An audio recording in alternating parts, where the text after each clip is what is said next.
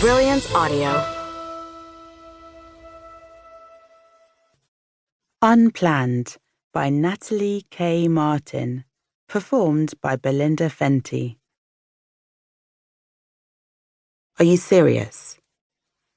The face looking back at me is the last one I've seen at night and the first one I've seen in the morning for almost 11 years.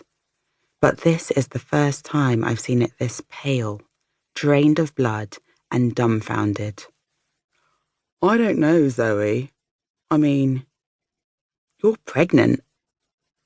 Sam looks at the test lying on the grey material of the sofa between us. How?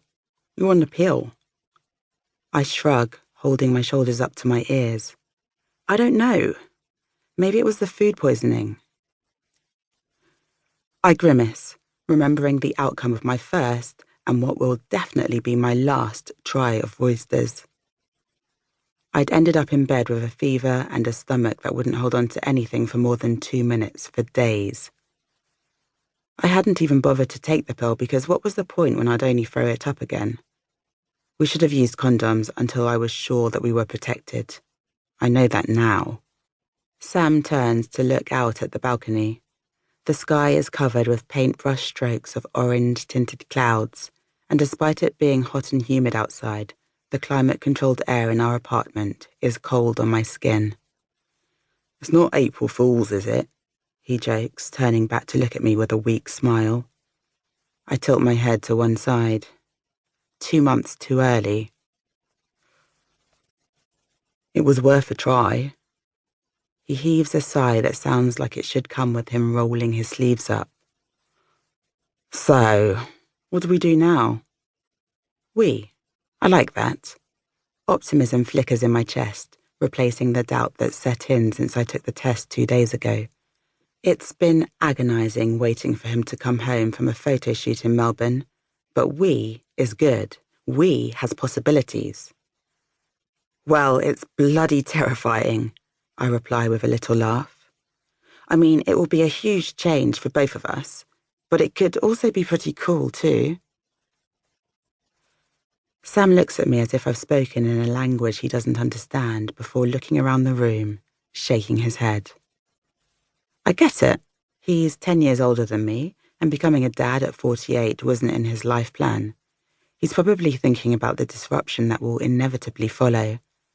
Our 8th floor Sydney apartment isn't exactly child-friendly with its hard, tiled floors, white walls, and a downstairs neighbour who pulls all-night raves most weekends. Zoe, he says, slowly, dragging my name out with his Australian drawl. We said we didn't want kids. We planned to travel wherever we wanted, whenever we wanted, instead of being tied down. Remember? I know, I nod. But it's not like we're bouncing around from guest house to guest house anymore. To be honest, I thought you were enjoying being back so much that you wanted to stay. Sam shakes his head. We were only just talking about Mexico a few weeks ago.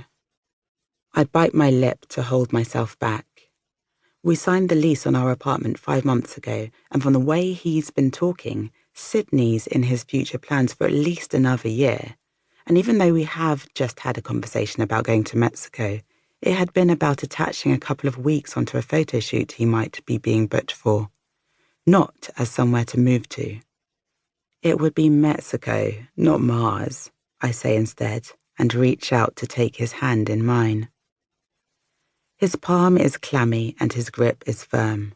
I have the feeling that he's holding on for dear life, so I throw him a smile, despite the hammering in my chest. When I'd read the result, I'd felt a huge wave of fear and doubt so big I'd actually thrown up from the shock.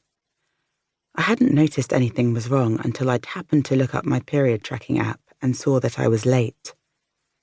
I've had time over the last 2 days to get used to the idea though, and even though it's not planned, I know we'll make good parents.